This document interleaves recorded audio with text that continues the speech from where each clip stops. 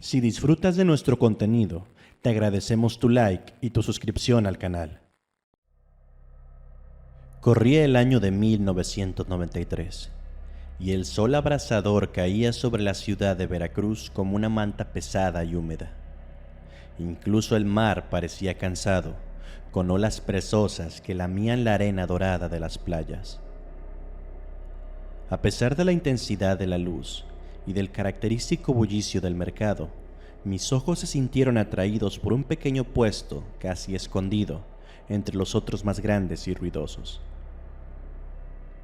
Era una tienda de antigüedades, de esas que guardaban tesoros olvidados e historias perdidas en el tiempo. Entre viejas fotografías y figuras de porcelana descoloridas, mis dedos tocaron un objeto rectangular, cubierto por una capa de polvo. Al limpiarlo, reveló ser un tablero Ouija, sus letras y números tallados en la madera oscura y un pequeño puntero de cristal a su lado.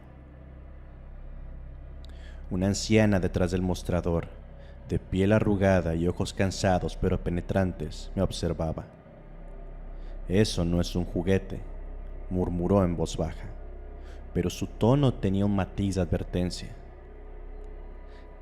Sin pensarlo, impulsado por la curiosidad y la adrenalina que solo los jóvenes pueden sentir ante lo desconocido, pagué una suma simbólica y me fui con mi nueva adquisición. Esa noche, mis amigos y yo habíamos planeado una reunión en casa de Fernando. Su madre había fallecido recientemente y en un intento de levantarle el ánimo, organizamos una velada con películas, snacks y juegos. Cuando saqué el tablero de mi mochila, la atmósfera cambió de inmediato. Una mezcla de emoción y nerviosismo llenó la habitación. «¿Y si intentamos contactar a tu mamá?», sugerí, en parte jugando y en parte con la esperanza de que Fernando pudiera encontrar algo de consuelo. Él dudó un momento, pero con el aliento de los demás, colocamos el tablero en el centro del salón, cerramos las ventanas y apagamos las luces, dejando solo la luz de unas velas. Con las manos temblorosas, colocamos nuestros dedos sobre el puntero de cristal y juntos invocamos al espíritu de la madre de Fernando. Pero lo que sucedió a continuación, ninguno de nosotros estaba preparado para enfrentarlo. Después de unos minutos de silencio tenso, la planchette comenzó a moverse lentamente. Al principio, todos nos miramos con escepticismo, acusándonos mutuamente de empujar el puntero. Pero pronto quedó claro que ninguno de nosotros estaba manipulándolo. El puntero deletreó lentamente las palabras «No soy ella». Las velas titilaron y un escalofrío nos recorrió a todos. Fernando, con los ojos llenos de lágrimas, insistió en continuar, preguntando si el espíritu sabía algo sobre su madre. Lejos, oscuro, frío. Las palabras parecían surgir del más allá y el aire se volvió gélido. De repente, la puerta principal de la casa se cerró de golpe, haciendo que todos saltáramos de nuestros asientos. Miradas asustadas y acusadoras volaron por la habitación. Algunos sugirieron abandonar el juego, pero algo nos impulsó a seguir adelante. Quizás fue la curiosidad, quizás el deseo de obtener respuestas, pero cuando el puntero deletreó «Libérenme», no pudimos evitar sentir una mezcla de fascinación y terror. Y así, en lugar de comunicarnos con un ser querido perdido, habíamos abierto una puerta a algo mucho más oscuro y aterrador.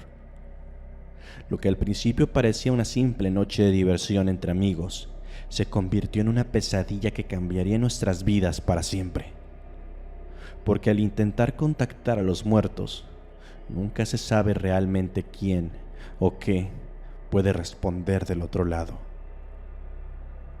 La casa de Fernando, una casona antigua de 2 plantas, había pertenecido a su familia durante generaciones, Era una construcción de techos altos, maderas crujientes y ventanas grandes que daban paso a un jardín lleno de árboles frondosos. Sin embargo, esa noche, las sombras que se proyectaban en las paredes parecían mucho más amenazantes de lo que jamás recordaríamos. A pesar de la inquietante respuesta del tablero, intentamos reírnos para quitarnos el miedo, convenciéndonos de que todo era producto de nuestra imaginación colectiva. Sin embargo, un grito desgarrador proveniente del piso superior nos sacó de nuestro autoengaño. Todos nos quedamos petrificados y el rostro pálido de Fernando nos dejó claro que ese grito no había sido planeado. Venía de la habitación de su madre. Sin saber qué esperar, pero movido por la preocupación, Fernando lideró un grupo hacia la escalera para investigar, mientras el resto nos quedamos abajo, paralizados por el miedo y la incertidumbre. El sonido de pasos apresurados, susurros y puertas que se abrían y se cerraban nos llegaba desde el piso superior. Mientras esperábamos, el puntero del tablero comenzó a moverse nuevamente por sí mismo. Atrapados, deletreó. Y luego, culpa. No entendíamos a qué se refería, pero el sentimiento de peligro y malestar crecía. El ruido en la planta superior se detuvo, y después de unos interminables minutos, Fernando y los demás descendieron lentamente, con expresiones de horror grabadas en sus rostros. En el piso de la habitación de su madre, habían encontrado una antigua foto en blanco y negro que nadie había visto antes. Era una imagen de un grupo de personas alrededor de un tablero Ouija, muy similar al que teníamos. Fernando, con voz temblorosa, nos contó que en la parte trasera de la foto había una inscripción: Veracruz, 1923. No nos libramos de él. Que Dios perdone nuestras almas. Y en ese preciso instante, todos comprendimos que no habíamos contactado con la madre de Fernando, sino que habíamos despertado un espíritu o una entidad que había sido aprisionada por un motivo, y ahora estaba con nosotros, en esa habitación, en esa casa. Y lo que fuera que quisiera, sabíamos que no nos dejaría en paz hasta conseguirlo. La tensión en el aire era palpable. Las velas parpadeaban como si estuvieran siendo asfixiadas por la oscuridad que nos rodeaba. Tratando de hacer frente a la situación, Carla, una de las más valientes del grupo, sugirió que nos mantuviéramos juntos y buscáramos una forma de enviar de regreso a la entidad. Mientras discutíamos posibles soluciones, notamos que Javier, quien había estado sentado en un rincón en silencio, había desaparecido. Nadie vio ni oyó nada. Su silla estaba vacía y su bebida aún humeaba sobre la mesa. Lo llamamos. Recorrimos la casa de arriba abajo, pero fue como si se hubiera evaporado. Este panorama empeoró cuando, tras volver al salón principal, nos dimos cuenta de que el tablero Ouija había cambiado. Ahora, en lugar del tradicional sí y no, en las esquinas superiores las palabras casa y juego aparecían grabadas en la madera.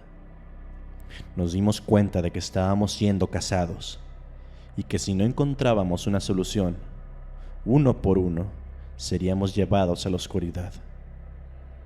Esa noche se convirtió en una pesadilla.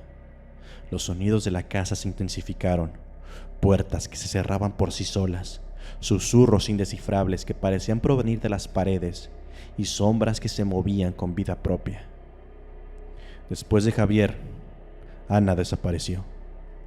Estábamos en la cocina, buscando sal y otros elementos que según las películas podrían ayudarnos, cuando un fuerte golpe nos llamó la atención. Al girarnos, solo encontramos la silla de Ana tirada en el suelo y su pulsera colgando de la puerta del horno. Fernando, recordando viejas historias que su madre le contaba sobre protección espiritual, sugirió hacer un círculo con sal y permanecer dentro de él. Parecía una solución tan buena como cualquier otra, pero mientras formábamos el círculo, Luis, quien se había distanciado ligeramente del grupo, fue arrastrado hacia la oscuridad por unas manos invisibles, dejando atrás solo un grito ahogado y su reloj roto.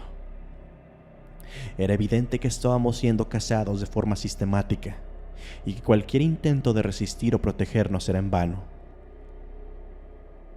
En un intento desesperado, una de nuestras amigas tomó el tablero Ouija y gritó al aire, pidiendo que la entidad se comunicara con nosotros. El puntero comenzó a moverse frenéticamente y formó una frase que heló nuestra sangre: "Los quiero a todos". La desesperación y el miedo se apoderaron de nosotros. Sabíamos que teníamos que encontrar una forma de enfrentar a esta entidad y salvar nuestras vidas. Recordando la foto que había encontrado en la habitación de su madre, pensamos que quizás la clave para acabar con esta pesadilla estaba relacionada con esos antiguos practicantes de tablero Ouija. Pero, ¿cómo descubrir su secreto antes de que todos nosotros fuéramos eliminados? Sabíamos que nuestra vida pendía de un hilo y que cada segundo que pasaba, el peligro se acercaba cada vez más. Nuestra amiga, con la foto en mano, examinó minuciosamente cada detalle en búsqueda de alguna pista o símbolo que pudiera darnos una respuesta. Entre las caras de las personas en la foto, se reconoció a una mujer que parecía familiar. Al mostrársela a Fernando, este identificó que era su bisabuela, quien, según historias familiares, había sido una poderosa medium en su tiempo. Con esa nueva información decidimos buscar en el desván, donde la familia de Fernando guardaba antiguos documentos y diarios. Si había alguna solución, o al menos una explicación, seguramente estaría allí. La subida al desván fue angustiante. Cada escalón crujía bajo nuestros pies, y las sombras proyectadas por las tenues luces nos hacían saltar de sobresalto en más de una ocasión. Una vez allí, empezamos a buscar frenéticamente entre montones de libros polvorientos, cartas y diarios. Finalmente, Sandra encontró un antiguo diario con una cubierta de cuero desgastado. Al abrirlo, notó que pertenecía a la bisabuela de Fernando. Las primeras páginas hablaban sobre experiencias como medium y de cómo ayudaba a las personas a comunicarse con sus seres queridos, y de que había descubierto aquel tablero Ouija como una herramienta poderosa. Pero a medida que avanzaba, los relatos se volvían cada vez más oscuros. Hablaba de una entidad que habían contactado y que había quedado atrapada entre el mundo de los vivos y el de los muertos. La bisabuela había intentado, junto con otros mediums de esa época, sellar a esta entidad usando el tablero de la Ouija, pero había sido traicionada por uno de los miembros de su grupo, permitiendo que la entidad quedara atrapada en este plano, esperando ser liberada. La única forma de enviarla de regreso era realizando un ritual de sacrificio que implicaba a alguien dando su vida y su alma para liberar al grupo. Con cada palabra la esperanza se desvanecía. El ritual descrito requería que uno de nosotros se sacrificara para sellar nuevamente a la entidad. Pero aun si estábamos dispuestos a pagar ese precio, no había garantía de que funcionase, especialmente porque no teníamos a un medium experimentado entre nosotros. Pensamos en intentar el ritual, pero antes de que pudiéramos empezar, las luces parpadearon y una fuerza invisible comenzó a arrastrar a Sandra hacia la oscuridad del desván.